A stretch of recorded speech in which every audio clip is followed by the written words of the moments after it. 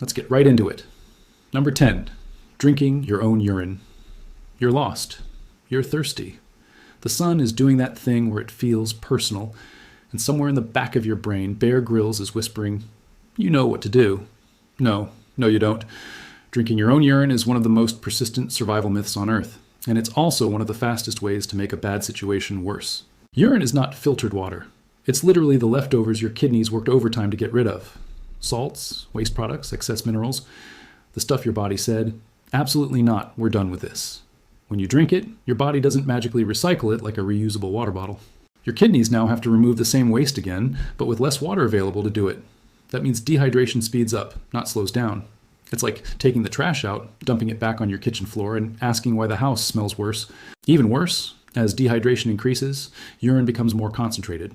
So the longer you go without water, the more toxic that emergency drink becomes. In extreme cases, it can accelerate kidney failure, confusion, and heat injury. Basically, your survival strategy turns into a self-inflicted boss fight. Yes, there are rare, tightly controlled emergency scenarios where small amounts might delay dehydration for a very short time. But those are medical edge cases, not desert survival hacks. In the real world, you're far better off rationing sweat, finding shade, and conserving energy than chugging what your body already rejected. So if you're ever stranded and considering this option, just remember, your kidneys didn't go through years of biological training for you to undo their work out of panic. This myth doesn't make you tougher. It just makes your organs deeply disappointed in you. Number 9, sucking venom out. Someone gets bitten by a snake. Everyone freezes. Then one person confidently says, "I'll suck it out." Congratulations. Now you have 2 medical emergencies. The idea that you can remove venom by sucking it out of a wound feels heroic, intimate, and extremely cinematic. It is also wildly ineffective and occasionally dangerous. Snake venom spreads through tissue and the lymphatic system almost immediately. By the time you're considering putting your mouth on the bite, the venom is already on a guided tour of the body. At best, you remove an amount so small it's biologically meaningless. At worst, you introduce bacteria from your mouth into the wound, increasing the risk of infection. And if you have even a tiny cut or sore in your mouth, congratulations again. You've just given the venom a second entry point. There's also the small issue of tissue damage. Sucking hard on a bite can worsen local injury, increasing swelling and making treatment harder later. Some people even use tourniquets or cut the wound open first, which is basically a speed run toward permanent damage or limb loss. Modern survival medicine is painfully boring compared to movies. The real advice is to stay calm, limit movement, keep the bite area immobilized, and get medical help as fast as possible. No dramatic gestures, no mouth-based heroics. Your body isn't a Capri Sun, and venom isn't politely waiting near the surface. This myth survives because it feels like you're doing something. In reality, you're just panicking with confidence, which is the most dangerous survival state of all. Number 8, playing dead for predators. You've heard it forever. If a predator attacks, just play dead. Bears, wolves, big cats. Apparently, they all have a moral objection to lifeless snacks. Here's the problem. Predators are not confused by unconsciousness. They are professionals. Playing dead only works in very specific situations, with very specific animals, under very specific conditions. Outside of those narrow windows, collapsing dramatically is less smart survival tactic and more free audition for the food chain. Many predators are triggered by weakness. If you suddenly stop moving, some animals don't lose interest. They become more interested. You've just confirmed you're easy, non-threatening, and unlikely to fight back. That's not a deterrent. That's a resume. Even with bears, the advice changes based on species, behavior, and context. Sometimes playing dead reduces aggression. Sometimes standing your ground makes you look less like prey. Sometimes backing away slowly is best. Sometimes doing nothing gets you mauled. Survival advice that starts and ends with "just do this one thing" is already lying to you. The myth sticks because it's simple, memorable, and comforting. It gives your brain a script for a moment it desperately doesn't want to improvise. But real survival isn't about catchy rules. It's about understanding behavior, reading situations, and not assuming nature runs on folklore. Because when the animal is deciding whether you're food, the last thing you want to rely on is advice that worked once in a documentary from 1987. Number 7, finding water by following animals. You're wandering through the wilderness, dry-mouthed and desperate when you remember the advice. Follow animals, and they'll lead you to water. Nature knows best, right? Here's the uncomfortable truth. Animals are not hydration tour guides. They are freelancers with wildly different biological rules than you. Many animals can go far longer without water than humans can.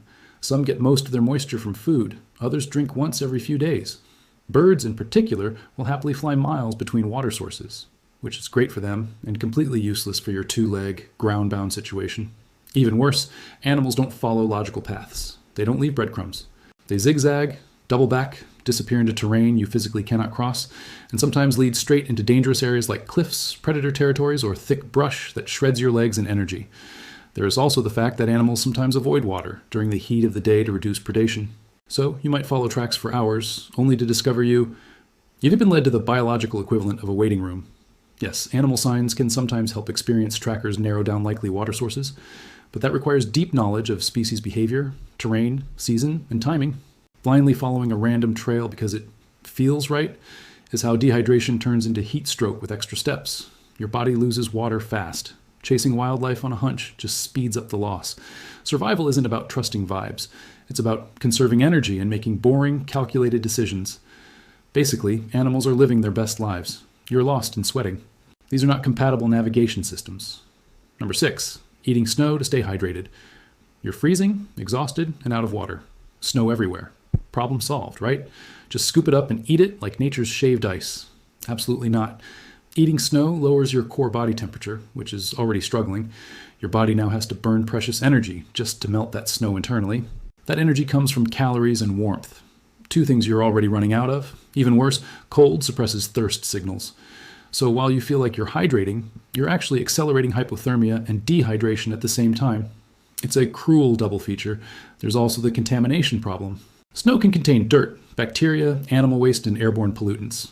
Fresh looking doesn't mean clean. Your immune system does not care about aesthetics. The smarter move is melting snow slowly, ideally over heat, and drinking it in small amounts.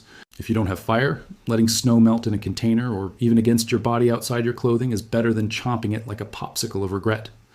This myth exists because snow feels like water in solid form, but your body doesn't run on technicalities. Cold inputs have consequences.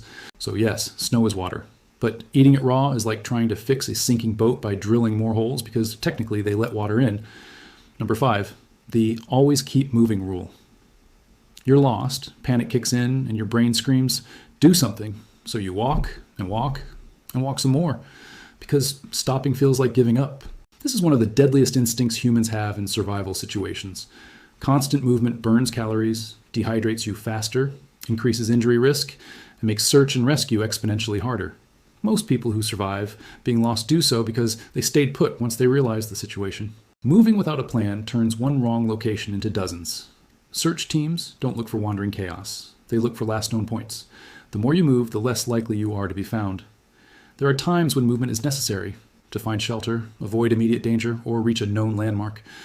But movement for the sake of movement is just panic pretending to be productivity. Your brain hates stillness under stress. It associates stopping with failure. But survival rewards patience, not hustle culture. In the wilderness, doing nothing can be the smartest thing you do all day, which is deeply offensive to modern humans, but nature doesn't care about your step count.